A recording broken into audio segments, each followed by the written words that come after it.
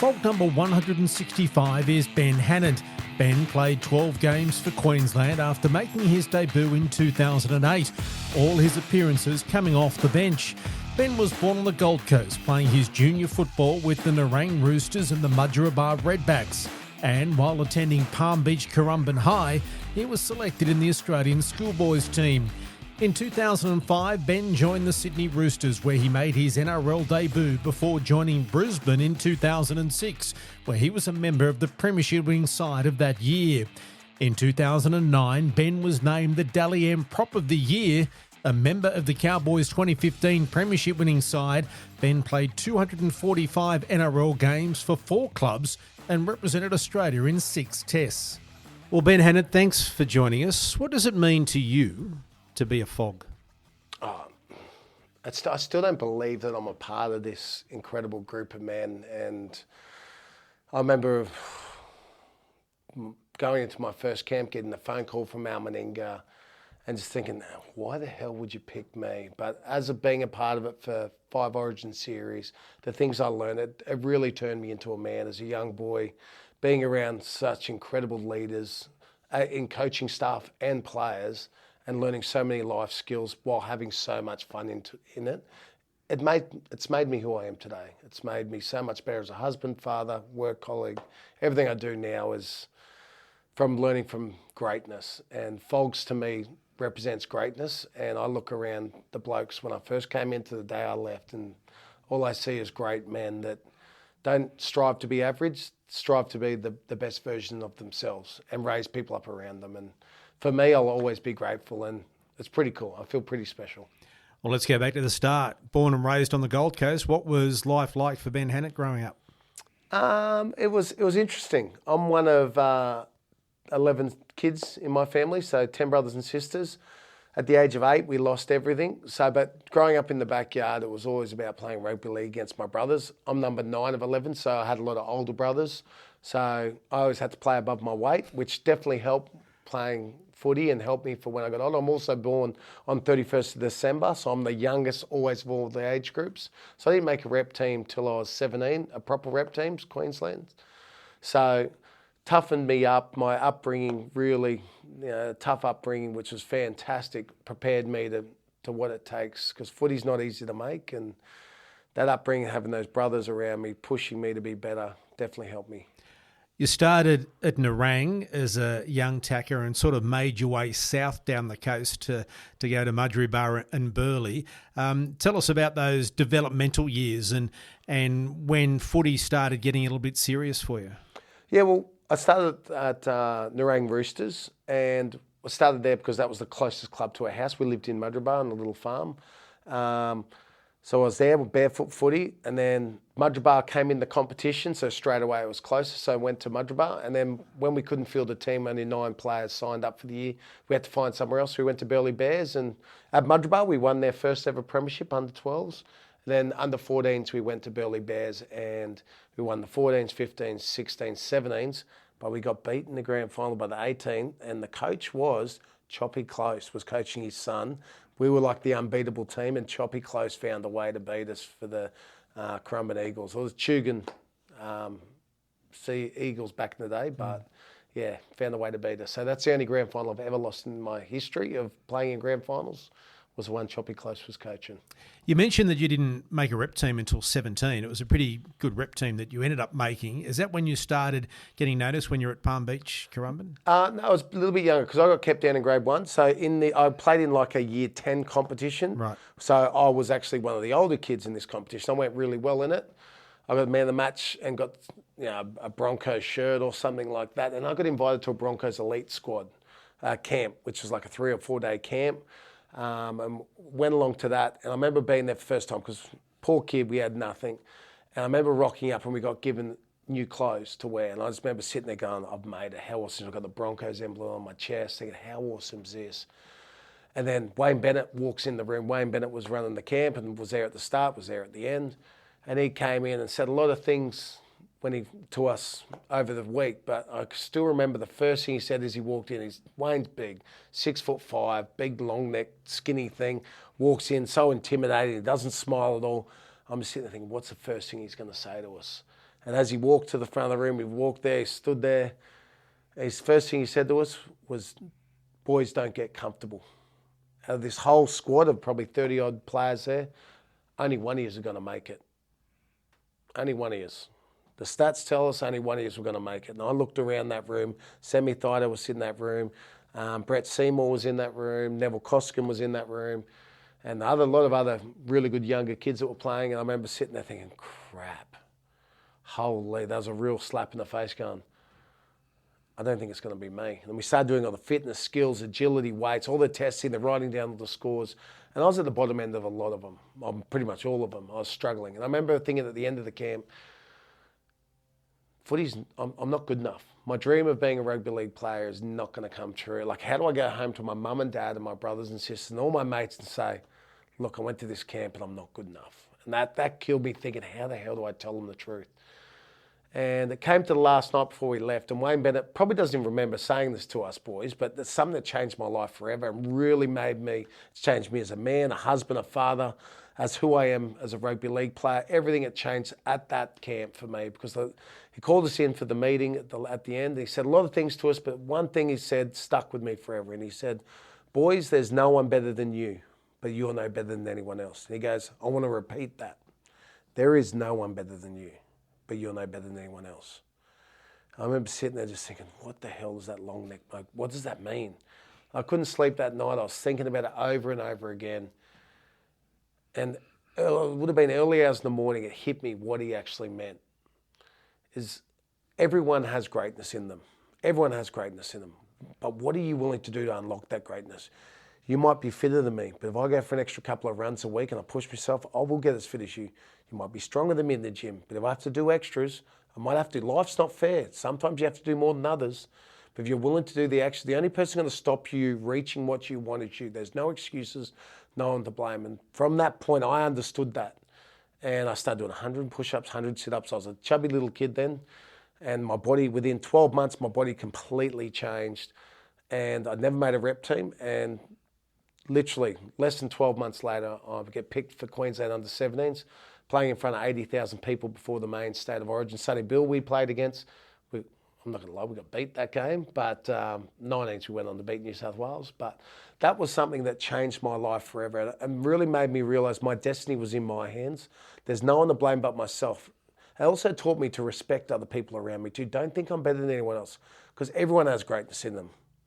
It's up to you to help unlock that, or it's up to them if they want to unlock what they want to be. It doesn't have to be footy. It can be whatever you want to be. So that was something I learned at a young age, and it completely changed my mindset that if I wanted something bad enough, I have to go after it and do extras or whatever it takes to get it. And if I want it, no one's going to stop me getting it. We also selected for the Australian schoolboys, and then that sort of kick-started a career that started at the Brisbane Broncos. So how does a boy from the Gold Coast end up at the Broncos? Well, from Cyril Connell, he's like the godfather of the Broncos. He was incredible. He sat me down, sat my parents down, and sort of showed me things of what I could improve on, where he sees me, and he always pumped you up. For someone to be so high up in the game and so revered by everyone that speaks about Cyril, he's just the most loving, kind bloke ever. And he was a bloke that made me, I already loved the Broncos, but made me really want to play for the Brisbane Broncos. And he was the one that put me in those development squads and put me on scholarship. And then year 12, I actually got paid to go to school. I was on $7,000 to go to school, so year 12. And first year out of school, I was on a $25,000 contract. And I had to work at a warehouse, and yeah, it was a pretty awesome experience. But you made your NRL debut for the Roosters. What happened there? Well, I didn't want to leave the Broncos, but Wayne Bennett pulled me in, and as you do, there's salary caps and all the different things. And I thought I had a great year. So when I was at the Broncos, I was only supposed to play Colts all year. I didn't play Colts. I played Q Cup, and Kevin Walters was my coach. And so for me, I felt like I overdid what they expected of me, and was playing great footy. And so I was thinking, I'm going in for a contract negotiation. Wayne Bennett, I'm sitting across the table for him. I'm going to get this awesome pay rise. Going in there feeling great. And I sat down. He didn't smile at all. He just literally said to me, all right, Ben, this is how it is. I'm offering you a 1-year deal. You're not training full time, and it's $7,000. You can take it or leave it. That was it. I remember sitting there going, my heart started racing like, athlete. I'm like, I want to be a Bronco. I don't want to leave. I don't want to. But I had that moment where I realised, hang on a minute, this isn't right. You've worked your butt off. And I knew the Roosters were after me at that stage as well. And I was sitting there and I'm like, how can this be? And I remember speaking to Wayne about it. I said, Wayne, what were your expectations for me? Like, come here, because Marv, come here to play great footy. I wanted you to, keep progressing your game, all this stuff. I said, well, you told me I was going to play Colts.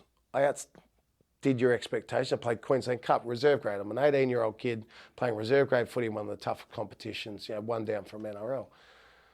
And I said, and I was on $25,000 a year. So I've done mine into the bargain. And now, right now, you're saying not only you literally offer me less than like a quarter of what I'm on right now. I said, you can grab that contract and shove it up your ass. And I got up and walked out of the room. And I think from that point, Wayne understood that I knew how to stick up for myself. And I ended up signing with the Roosters, 2-year contract, which was fantastic. And Wayne, as I left, I think he called me up or called me back and said, I want you back at the Broncos. So I said, when your time's up, go down to Sydney, but when your time's up, I want you back at the Broncos. So that made me feel like, we're still mates. It's business at the end of the day. And as a young kid who always wanted to play for the Broncos, that door was still left open, which to me was pretty special. But it was great for me to actually, as a young kid, stand up for myself. And because a lot of footy players get walked over. I've been walked over as well. But that was one moment where I had to stand up and back myself, and it turned out I ended up debuting at the Sydney Roosters. And then returning to Brisbane at the right time to be a part of grand final success, still as a young man. What was that like? Toughest year of my life, by a country mile. Toughest year of my life. And the reason why was because I agreed on, I'm happy, I'm an open book, so I'll share with you. Wayne called me up, I was playing at the Roosters, playing first grade. He offered me a 2-year deal. It worked out to be roughly $150,000 each year for 2-year contract. At the time, I think I was on about 120 at the Roosters. And to me, great, get to go back to the Broncos. He said, yep, done deal, coming home. Rang Ricky Stewart up, told him that I'm not re-signing down there. I'm going to go back to Brisbane. I got a text message the next day saying reserve grade training started at this time. So got dropped from first grade to reserve grade, finished off the year in reserve grade. Came time to thinking about getting ready to move back to Queensland and find out when pre-season is. I called Wayne Bennett up and I get him on the other end going, sorry, Ben, we forgot about you in the system. I'm like, well, it's my own fault. I didn't have a manager at the time either. I didn't sign a contract. We just agreed over the phone. And he said, there's no money left in the salary cap. So I've just got married, just had my first baby. I just bought my first house as well. Interest rates were pretty high at the moment. And he said, I've got one spot in my full-time squad up there, but it's for minimum wage, which was $52,000. So I couldn't afford to pay my mortgage, but I had no other options because every other club have already spent all their money. I've told everyone I'm going to the Broncos. So I'm taking a massive pay cut, but I'm coming home with a family, and I'm thinking that as I'm moving my gear back to Queensland, how the hell, I can't afford to live. I can't afford to pay my mortgage. How am I going to make this work? I just remember that it's up to me to make it happen. As a new dad and a husband and a father, it's up to me to make it happen. So I had to get a job. And most people didn't even know I had this job. I actually got a job at the Rockley Market. So I used to have to wake up at 11:45 at night, leave home at midnight, start work at 1 a.m. And so I lived on the Gold Coast, drove to Brisbane, got there, start work at 1 a.m. in the morning. And I'd finish at 8 in the morning at Rockley Markets and then race to NRL training. So I'm already rude. I've done 7-hour day, throwing boxes of fruit and reds around. And then I had to go compete. And I'm a 21-year-old kid. And you look at the forward pack we had. We had Shane Webcke, Petero Civoniceva, Brad Thorne, Tony Carroll, Dane Carlaw, Corey Parker, Sam Thaiday, Neville Costigan, Greg Eastwood. These are all international players. And me as a 21-year-old kid there as well, fighting to make that NRL spot. And, oh, mate, I'd get to work to footy and I was rooted.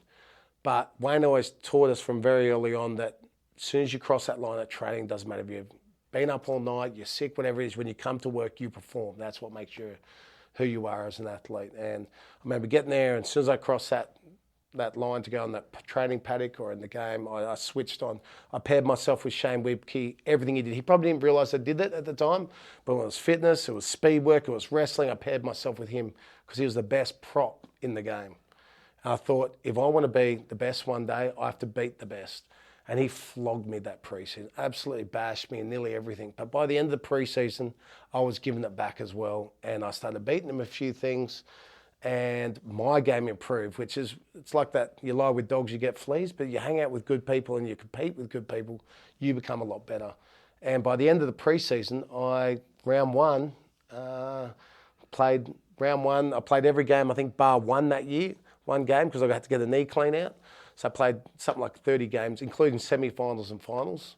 And even grand final week, when we played in the grand final, I was still going to the work at the Rockley markets. I wasn't getting some U-Butte wage from, I was getting like $16.50 an hour to do it. But I found a way to pay my mortgage. I found a way to put food on the table. And that was probably the year I'm most proud of myself, the happiest I've ever been in my life, which made me realise it's not always about the money. It's about the life experiences and growing. And I learned so much that year. And if I look back on my whole life, that was by far the hardest year, but by far the most rewarding, the happiest year of my life, where I realised you can do it, like I could do anything. And realistically, by the time you finish training at 5 o'clock doing weights, I had to drive back in peak hour traffic, so I'd get home about 7 o'clock. I got a kid I didn't know was on the spectrum at the time and was a hard kid, where the wife had to give them at least an hour or two with dinner and holding the baby. And I was trying to get to bed by 9 o'clock or 8 o'clock, 9 o'clock. I was getting about 2-3 hours sleep every single night. So I found a way, and it turned out to be one of the best years of my career. So it was most people don't know about that stuff. Even the players at the time didn't know I was doing that, but that's what it took for me to keep a roof over my head. And I suppose any challenge after that would have seemed easy. Yeah, it was. Not easy, but... easier. You just had that mentality that... You can cope. That same thing, like that thing I said earlier about what Wayne Bennett taught me, that there's no one better than you, but you're not... No one's going to stop. If I want to be something, nothing's going to stop me. Everyone goes through hardship in their life. Everyone goes through things. You've gone through things, and people listening have gone through things that I couldn't handle. I couldn't cope. But that happens to them because they can find a way to get through it. And I knew that anything that happens to me, I'm a religious person, and I believe that things happen to us for a reason, so to make us better, to learn from, to grow. And so that's something that you can be a victim. As soon as you become a victim, you blame someone else. You don't take responsibility about what you can do in that moment. So I just try to change my mindset very early on. I had great mentors, like Wayne Bennett, from a young, 16-year-old kid being at that camp, and speak to him is, I'd pay hundreds of thousands of dollars to get that advice now if I could. So I was very, very blessed to have good people in my life to teach me. And I had great parents as well. Did what you did to get yourself to the top of the tree make it even more special when you found out you were playing for Queensland for the first time? It definitely made it super special. And probably one of the proudest moments for me was ringing my parents up. They were doing extremely tough, and they're still doing tough. They've never recovered since they lost everything. But to see one of their kids reach the top of the top, I think the biggest thing I've wanted ever in my life is my dad to be proud of me. And that was that moment. What was it like walking into camp for the first time? Scary, yeah. I just remember thinking, and you have all those the thoughts in your head where you think you think, what am I doing here? I'm not good enough. All those thoughts that everyone has, everyone thinks you're an athlete and you're high up. You have those thoughts. And I remember walking into camp going, just don't stuff this up. Don't say the wrong thing. Don't upset the right, are you good enough? And the cool thing is, when I first got into camp, and this person doesn't even know he's probably did it, but he made a huge difference for me, is Petero. Came up to me and gave me a hug and goes, mate, you all right? Are you all good? And I said, mate, I'm freaking out a little bit. And he goes, mate, there's a reason why you're in this team, mate, is we need you. What you do week in, week out for your club is exactly what we need here. Nothing more, nothing less. You're the best person in Queensland to do the job we need done, and I know you can do it. And for him to say that to me, just filled me with so much more confidence and made me realise I belonged to be there, and I should have been there. And that's something I'll be forever grateful. And we're mates forever. Petero, I've got his back. We're roommates for Queensland, Australia, for club as well for a while there at the Broncos. So he's someone that's had a huge part of my career. Can you explain what it's like running out with the Queensland jersey on for the first time? I can, because that's the best feeling in the world. If you could bottle that up and sell it, you'd be a billionaire, because it's unbelievable. I debuted down in Sydney, which I'm glad I did, because when I came to Queensland here at home was 3 times louder. But I can tell you, my debut game in Sydney, running out there, the thoughts going through my head is, please don't fall over, please don't trip over, because I couldn't feel my legs. That feeling of like, I've never done drugs before, but the high, I legitimately couldn't feel my legs. And as I'm running, I'm like, which leg's actually moving? I couldn't tell you which.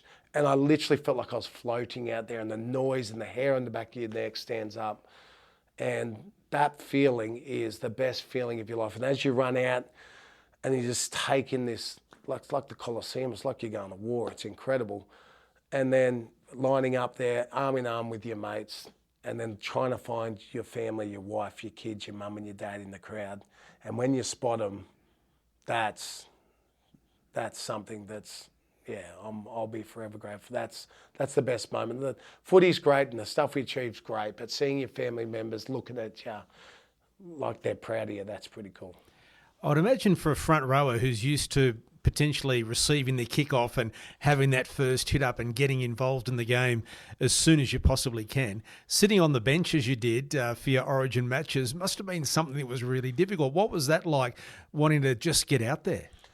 It was just what it was. And it would have been great to get that first kick-off and have that first run off the back fence.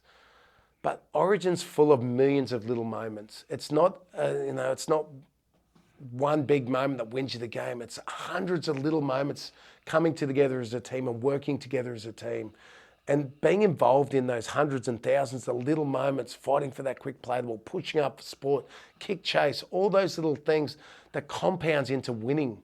And that team has done it better than anyone in the history of just doing the little things right. And that's what made that team so special that won 8 in a row, was because it was always about the team. Mal Meninga taught, and the senior players did a great job passing it down to all of us young blokes, was always the team comes first. And you hear in the media, New South Wales at the time, when we were playing, I'm going to do this, I do that. I've never heard Darren Lockyer, Cameron Smith, Thurston, Billy Slater, any of them ever say I. It was always we. And that's what makes Queensland great, is the team comes before the player. Was there a moment that stood out at all in those 12 games? Yeah, there was a moment for me. I had a game, I can't remember which game it was, where I did my knee really bad, grade 2 medial strain. When I stood up, it was like I was on ice skates. I had to come off the field just before half time. And we're doing a tough thing. We had injuries as well. I was on the bed in the doctor's section, and Mal Meninga came in and said, Ben, we need you. He goes, and Doc said he's done, he's out. No, his knee's no good, he can't play. And Mal just looked at me and said, Ben, we need you. Can you strap it up? And I remember looking at Mal and went, 100%, you can do whatever you want to me. I strapped that bad boy up, they strapped it really tight, but still felt like I was on ice skates. I went out there, and that moment for me, it wasn't going out there being a hero or anything, but having the coach there saying, we need you, and you need, this is your moment to stand up.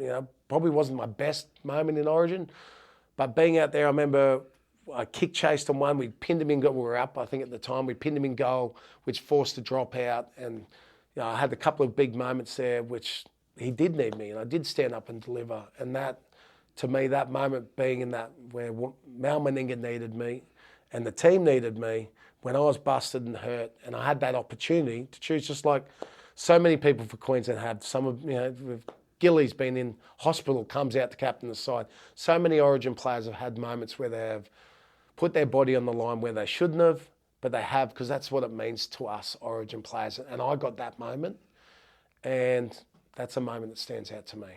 You're also included in a side that will go down as one of the greatest ever, amongst some of the greatest players to ever have played the game. What does it mean to you, sitting back and reflecting, that you are worthy enough to play alongside them? It's an honour, yeah. I must have done something right in the previous life to be able to play alongside some of these players. Like, I remember wrestling Cameron Smith. Is he the fastest athlete? Is he the strong? No. but he's just got the best brain. He does all the little things right. He's the best of the best. And you put Billy Slater in that category as well, but Billy had every skill, the speed, the footwork, everything, and just was so professional. But I remember doing a wrestling session at Origin time I got paired with Cameron Smith. I'm pretty good at wrestling. I pride myself being a good wrestler. And Cam flipped me, put me on the back. I remember Mal getting up and me saying, mate, you got flipped by a little hooker. And have a go, Ben. You're not having a go. And I was like, I'm being honest with you, Mal. I gave it everything I got. And he paired Petero with him, and Petero got flipped on his back within 1 second. I was like, are you going to say the same thing in the Petero? But he's just so... Cameron Smith is just the ultimate ultimate leader, ultimate athlete, and someone that I roomed with him one Origin match and just sitting there watching him and how relaxed he is and just does his thing, and it was something pretty special. And I pinched myself to be around so many great players in the forwards, in the backs, where I got to learn not only footy skills but life skills off as well. I think I know the answer, but who had the biggest influence on your career? Player-wise? Anyone. It's a tricky one, that one. I don't think there's an actual one, but there's a few that have made it huge. I would not have been my first ever coach that really made me believe in myself was Miss Morn, a female coach at primary school, where she made it footy fun, and I couldn't have made it without her. And I still speak to her all the time now and thank her for making me fall in love with that great game. Then the next one would be Rod Patterson at Palm Beach Crumman High School. He's taught me my rugby league. You put Wayne Bennett is also someone that really not just made me a great football player, but made me a much better man, a better husband, better father, and made me accountable for everything I did. So you put probably those three coaches in there, really had a big effect. And then I'll probably put a player in there as well, Petero Civoniceva. He's someone that made me feel like a real friend makes you feel. I think he's the ultimate friend that was always there for me, not just said it, but did it on and off the field. He'd pull me in line if I needed to be as well. I remember playing for the Broncos. I think it was probably my fourth or fifth game for the Broncos. And I probably had 2 soft tackles. I still made the tackles, but I missed the tackles. And I've never heard Petero blow up and swear, but he gave you F and just sprayed me. Pull your head in, give me your best effort, or get up off the field. And from Petero, when he says, he never said that, had to say that to me ever again, but I pulled my head in straight away. And that's what, he's a bloke that commands respect, but so loving, kind friend. He's had a massive impact on my career. I know FOGs and most of elite players and sports people don't necessarily reflect too often on their career because that's another part of their life. But what do you reckon that young kid from Nerang, under sevens for 3 years, would think if he knew he was going to play nearly 250 NRL games, win premierships with the Broncos and the Cowboys, represent his state and country, would think? And how do you reflect on your journey? The cool thing is, I still believe the journey's just starting. I still feel like a kid. I'm learning so much, and reflecting on what I've been able to, I just feel blessed. I think things happen for a reason, and I had, as a young kid, I had a lot of faith that if I did the work and stuff that Wayne Bennett taught me, and through my religious background, if I put my faith to work, great things were going to happen. And from small and simple things, great things are accomplished. So I just focused on doing the little things right, which I did from under sevens. I rocked up to training every day. I did the extras. I always did those things. I did little things right, and that built to great successes. And also knew if you started taking shortcuts, blaming others, skipping training, all those little things, like little things where you take a little shortcut, turn to big failures as well. And as a young kid, I was very blessed to be able to put my belief in myself and back it with what I did at training. And at the time, it felt unreal and amazing, but anyone can do it if you really want to back yourselves. And I was an average kid from the Gold Coast, one of 11, chubby little kid, but I worked hard. I was willing to work hard and be taught. You've got to be teachable. I look back at that as a young kid. I was someone that was willing to listen and learn, and good things happen. Well, FOG number 165, Ben Hannant, thanks so much for your time and congratulations on a wonderful career. Thank you very much. Thanks for watching this episode of the FOG's Queenslander podcast. If there's a FOG you want to hear from, leave a comment to let us know. And don't forget to like and subscribe so you don't miss any of our videos.